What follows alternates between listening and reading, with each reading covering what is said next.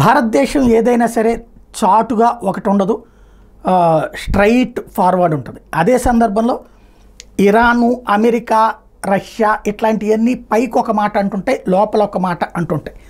ఇప్పుడు Iran supremo ఎవరైతే ఖొమైనీ, వాస్తవంగా ప్రపంచంలో ఉన్నటువంటి షియా ముస్లింలకి ఆయనే అధినేత, ఆయన్ని ఒక దేవుడిగా కొలుస్తున్నటువంటి సందర్భం, ఆయన్నే ఖలీఫాగా కొలుస్తున్నటువంటి సందర్భం. ప్రస్తుతం చూస్తే ఆయన ఇచ్చినటువంటి హెచ్చరిక ప్రపంచవ్యాప్తంగా ఒక్కసారి అందరి దృష్టి ఇప్పుడు ఇరాన్ వైపుకి పడింది. ఇజ్రాయెల్ సంగతి తేల్చాలని ఇచ్చినటువంటి పిలుపు చూస్తామన్నటువంటిది ప్రపంచం కొన్ని అద్భుతాలు చూస్తుంది అని చెప్పినటువంటి మాట.